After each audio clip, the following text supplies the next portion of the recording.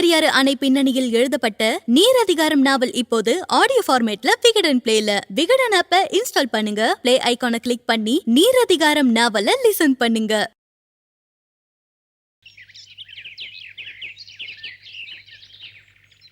மித்ரா தான் உங்க அக்கா மேகலாவா? ஆமா. ஆச்சரியமா இருக்கு. சின்ன வயசுல வீட்டு விட்டு போய் இவ்வளவு நாள் கழிச்சு மறுபடியும் உங்க வீட்டுக்கே வந்து ரொம்ப பாவம். ஆனா சத்தியமா நீ சொல்றது எதுவுமே என்னால நம்ப முடியல. அவங்கதான் எங்க அக்கான்னு தெரிஞ்சதுக்கு அப்புறம் எங்க எல்லாருக்கும் ரொம்ப சந்தோஷமா இருக்கு. ஆனா அதை வெளியே காட்டிக்க முடியாம இன்னும் அவங்க மித்ராவாவே நடிச்சிட்டு இருக்காங்க. அதை நினைச்சாதான் வருத்தமா இருக்கு. இப்பதான் உங்க எல்லாருக்கும் இந்த விஷயம் தெரியும்ல, நீங்களே சொல்லிடுங்க. அது முடியாது திவா. ஏன்? எங்க வீட்டுல சகுனியும் கூனியும் சேர்ந்த மாதிரி ஒரு பொம்பளை இருக்கு. மேகலாக்கா ஓடி போனதுக்கு காரணமே அந்த பொம்பளை தான். யாரு? உங்க அத்தை தானே? ஆமா, பொல்லாத அத்தை. மேகலாக்கா எங்க அப்பாக்கு பிறக்கலன்னு சொல்லி எங்க அப்பா மனசை கெடுத்ததே எங்க அத்தை தான்.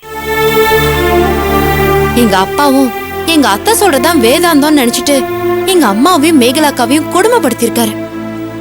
அந்த கோவத்துலதான் மேகலாக்கா எங்க அத்தையை உலக்கையால அடிச்சு போட்டு எங்க அத்தை செத்து போயிட்டாங்கன்னு நினைச்சு பயந்து ஓடி போயிட்டாங்க. அன்னைக்கு ஓடி போனவங்க தான் இப்பதான் மித்ராவை திரும்பி வந்திருக்காங்க. எங்க அத்தை அன்னைக்கே செத்து போயிருந்தா நல்லா இருந்திருக்கும். மறுபடியும் பொழைச்சு வந்து எங்க உயிரெல்லாம் வாங்கிட்டு இருக்காங்க. மறுபடியும் அவங்க வீட்டுக்கு வந்ததுக்கு அப்புறம் நம்ம கல்யாணத்துக்கு ஹெல்ப் பண்ணது, அன்னைக்கு என் ஃப்ரெண்டு வீட்டில் ஒன்று அடிச்சது, இது எல்லாமே தங்கச்சின்ற ஒரு அக்கறையில தான் போல இருக்கு. நான் கூட மேகலாக்காவை ரொம்ப தப்பா நினைச்சிருந்தேன்.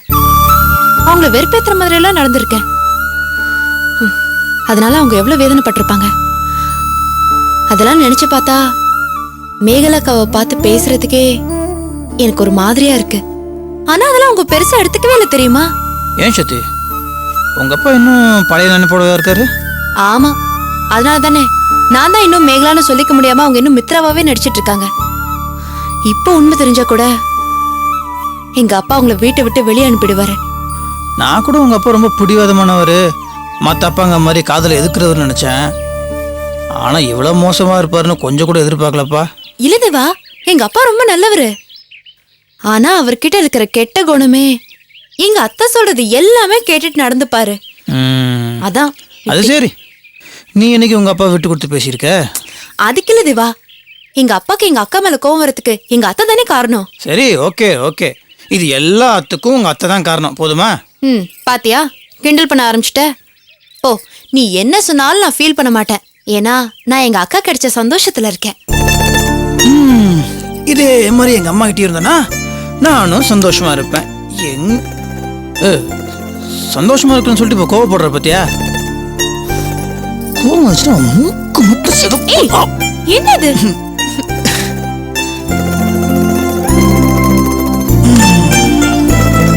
வச்சிட்டு வரேம்மா. இந்தா, நீ சாப்பிடு.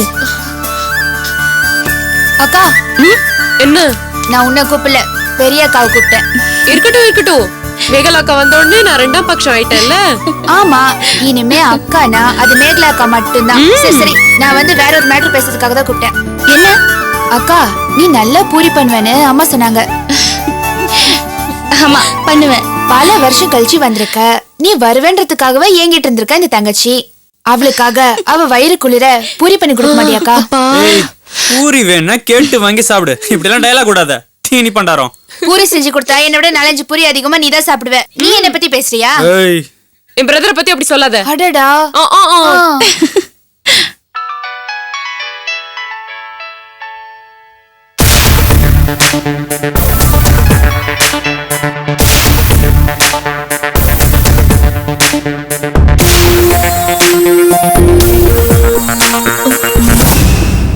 சரி சரி, நான் பூரி செஞ்சு கொண்டு வரேன். தேங்க்யூ தேங்க்யூக்கா.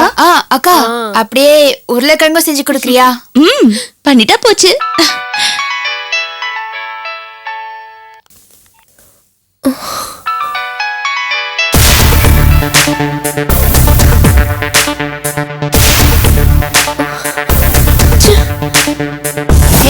என்ன அடிக்கடி ரிங் வருது, நீ உடனே உடனே கட் பண்ணி வைக்கிற? என்ன விஷயம்? அதெல்லாம் ஒண்ணும் இல்ல, ஏதாவது லவ் மேட்ரு ஓடுதா அப்படின்னு தான் சொல்லிடுப்பா.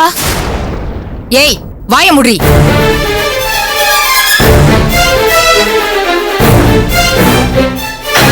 என்னடி பேச்சுது?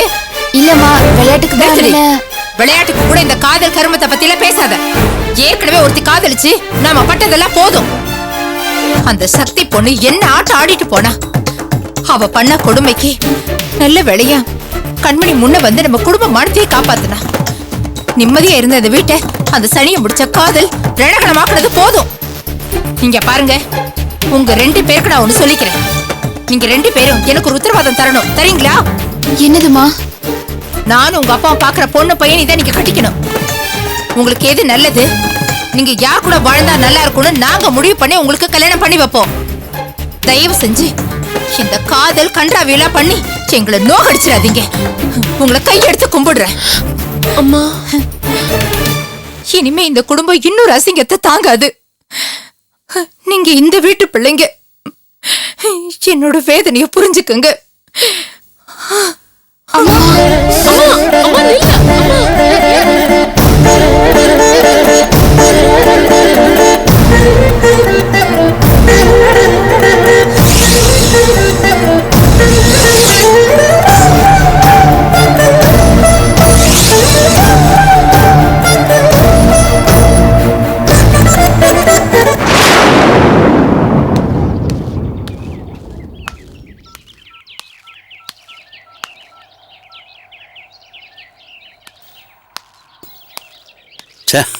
என்கேஜாவே என்ன கடப்புல சார், வேலை அப்படியே பாதியிலே நிக்குது. பாத்தீங்களா, ஆளுகளை வேற வர சொல்லிட்டேன். இப்ப என்ன பண்றது? புரியுது மேஸ்திரி. சிமெண்ட் ஸ்டாக் இல்ல, 5 மூட்டை தான் இருக்கு.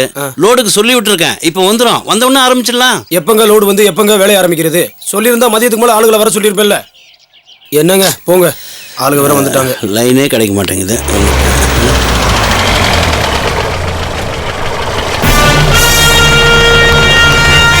என்னங்க நீங்க சிமெண்ட் லோடு வரும்னு பார்த்தா நீங்க வந்திருக்கீங்க. லோடு என்னாச்சு? லோடு அனுப்பல. லோடு அனுப்பலையா? என்னங்க பழைய பாக்கியை செட்டில் பண்ணதுக்கு அப்புறம் லோடு அனுப்பலாம்னு சொல்லி நான் தான் அனுப்பிட்டேன். என்னங்க சொல்றீங்க? ஏற்கனவே கம்பி சிமெண்ட்னு அனுப்புனதுல 20 லட்ச ரூபாய் பாக்கி அப்படியே நிக்குது. அதுக்காக பணத்தை கொடுத்துட்டு சரக்கு வாங்கிக்கிறேன்னு கலையரசு சொன்னாரு. பணம் வரல. போன் பண்ணி கேட்டா கல்யாண பிரச்சனை, உடம்பு சரியில்லைன்னு சொல்றாரு. நாங்களும் ஓரளவுக்கு தானே பொறுக்க முடியும். என்னங்க இப்படி பேசுறீங்க? இத்தனை வருஷமா லட்சக்கணக்கில் வரவு செலவு பார்த்துருக்கோம். அதெல்லாம் மறந்துட்டு இப்படி தூக்கி எறிஞ்சு பேசினா எப்படிங்க? அதெல்லாம் யார் இல்லைன்னு சொன்னா? பிசினஸ்ங்கிறது ஓட்டம், ஓடிக்கிட்டே இருக்கணும். பழைய வரவு செலவு கணக்கெல்லாம் பத்தி பேசினா வேலைக்கு ஆகுமா என்ன? நானே 20 லட்ச ரூபா வரைக்கும் பொறிச்சிட்டேன்ல. இதுக்கு மேல சரக்கு அனுப்புனா எப்படி அனுப்ப முடியும்? பழைய பாக்கி செட்டில் பண்ணிட்டு அப்புறம் பேசுங்க. நானும் வியாபாரம் தான் பண்றேன், தர்மத்துக்கு ஒண்ணு நடத்துறேன். ஏங்க இப்படி பேசுறீங்க? கலையரசு எவ்வளவு பெரிய மனுஷன், எவ்வளவு வருஷமா தொழில் பண்றாரு. ஒரு தடவையாவது நாணயம் தவறி இருப்பாரா? ஏதோ போராத காலம் அவருக்கு பிரச்சனை வந்துருச்சு. யாருக்கு தாங்க பிரச்சனை வரல? நீங்க ஏங்க பேச மாட்டீங்க? கட்டடம் எழும்பிருச்சு, அதை காமிச்சே வித்துருவீங்க. நாங்க அப்படி இல்ல, வட்டிக்கு வாங்கி பிசினஸ்ல போட்டிருக்கோம். எங்களுக்கு வர வேண்டிய பணத்தை கேட்டா உபதேசம் தான் வருது. உங்ககிட்ட என்ன வெட்டி பேச்சு? கலையரசு எங்க? அவர்கிட்ட பேசிக்கிறோம். ஐயா ஊருக்கு போயிருக்காரு, நாளைக்கு வந்துருவாருங்க. அவர் வரட்டும், அவர்கிட்ட நம்ம பேசிக்கலாம். அது வரைக்கும் வேலை நிக்குதுங்களே. வேலை என்ன நிக்கட்டுங்க, எங்க பணம் நிக்குதுல. நாங்க வர்றோம். ஐயா ஐயா ஐயா, கொஞ்சம் பெரிய மனசு பண்ணுங்க. ஒரு லோடு அனுப்புங்க போதும். ஐயா ஐயா ஐயா வேலை. ஐயா அதெல்லாம் பணம் வந்தா தாங்க. பணத்தை அனுப்புங்க, லோடு அனுப்புறோம். ஐயா ஐயா வேலை வண்டி இல்லையா? சும்மா இருக்காங்க ஐயா. ஐயா ஒரே ஒரு லோடு ஐயா. போங்க, எதுக்கு வெட்டி பேச்சு?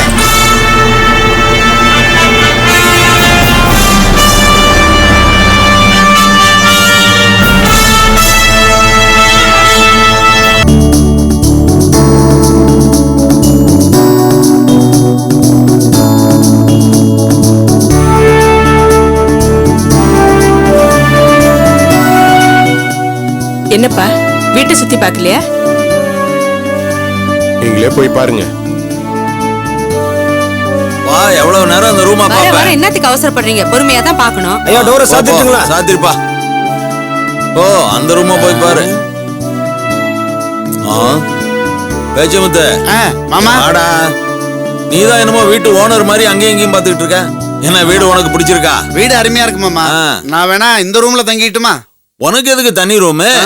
நீதான் கடன் வசூல் பண்ண போய் 20 நாளைக்கு ஒவ்வொரு வீடா தங்கிட்டு இருக்கிய. நாம யாருக்கெல்லாம் கடன் கொடுத்தோமோ அந்த வீடெல்லாம் உன் வீடு மாதிரிதான். ஐயோ மாமா, நான் 20 நாள் வெளியில தங்கினாலும் மிச்ச 10 நாள் நம்ம வீட்டுல தானே தங்குறேன். எனக்குன்னு ஒரு தனி ரூம் வேண்டாமா?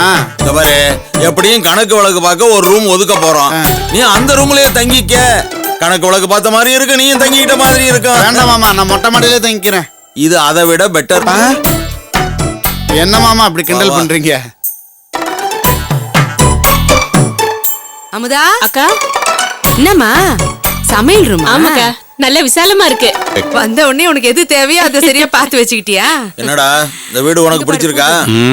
பிடிச்சதெல்லாம் நடக்கிற மாதிரி தான். உங்களுக்கு பிடிச்சிருந்தா போதும். நான் என்னமா கடைசி வரதுல இருந்து வாழ போற மாதிரி. என்னடா மனமனங்கிற? அதெல்லாம் ஒண்ணும் இல்லப்பா, உங்களுக்கு அம்மாவுக்கும் பிடிச்சிருந்தா போதும்னு சொன்னேன். எங்களுக்கு பிடிக்கிறது இருக்கட்டும், உன் மனசுக்கு பிடிச்சிருக்கான்னு சொல்லு. ஏமா என் வாயை கிளற? வீட்டை வந்து பார்த்தோமா போனோமான்னு இரு. என்னமா எனக்கு எடுத்தா எல்லாமே இங்க நடக்கிற மாதிரி. இப்ப என்ன சொல்லிட்டேன்னு இவன் இப்படி கோச்சிட்டு போறான்? அவனை விடு, அவன் எப்போதும் அப்படித்தானே. சரி, நீ வீட்டை பாத்தியில, உனக்கு பிடிச்சிருக்குல்ல?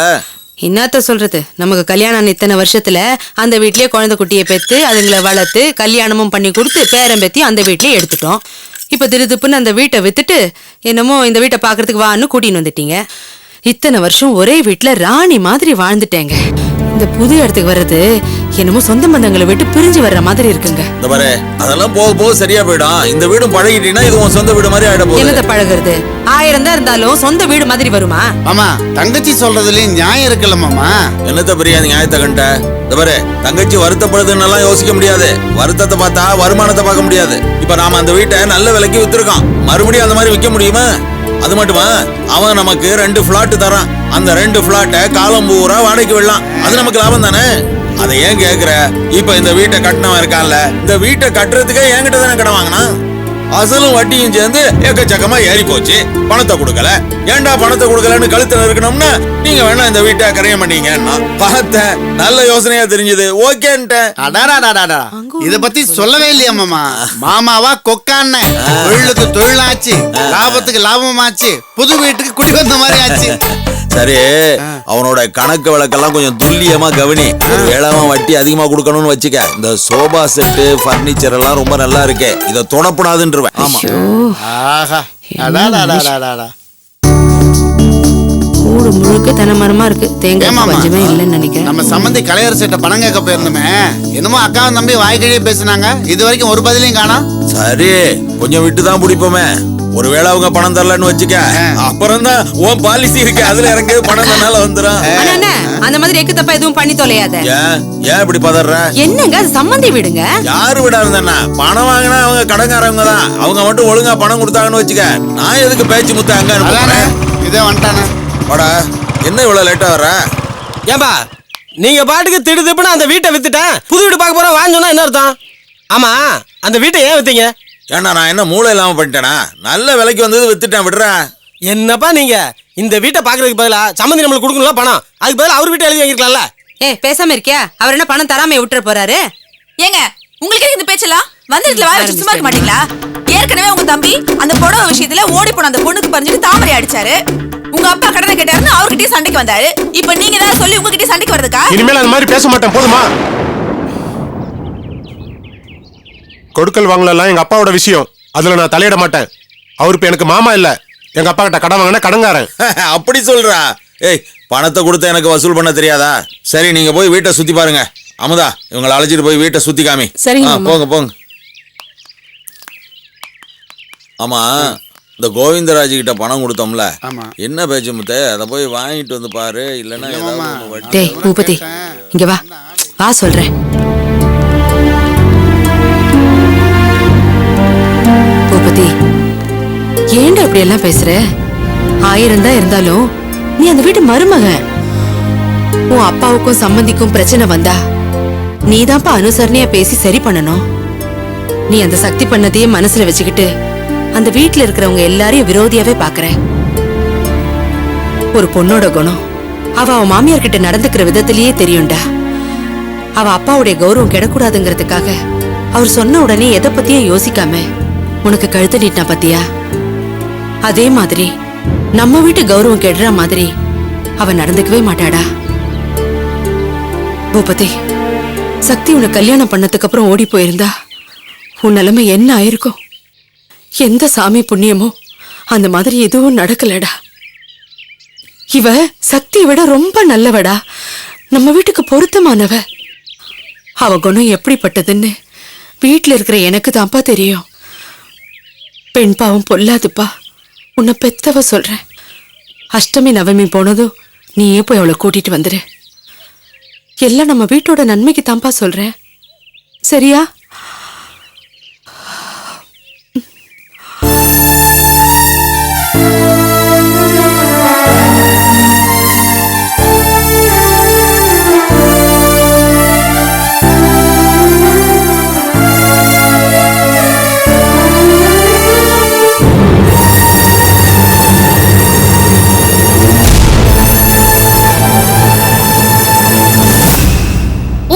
முல்லை பெரியாறு அணை பின்னணியில் எழுதப்பட்ட நீர் அதிகாரம் நாவல் இப்போது ஆடியோ ஃபார்மேட்ல விகடன் பிளேல. விகடன் ஆப்பை இன்ஸ்டால் பண்ணுங்க. பிளே ஐகானை கிளிக் பண்ணி நீர் அதிகாரம் நாவலை லிசன் பண்ணுங்க.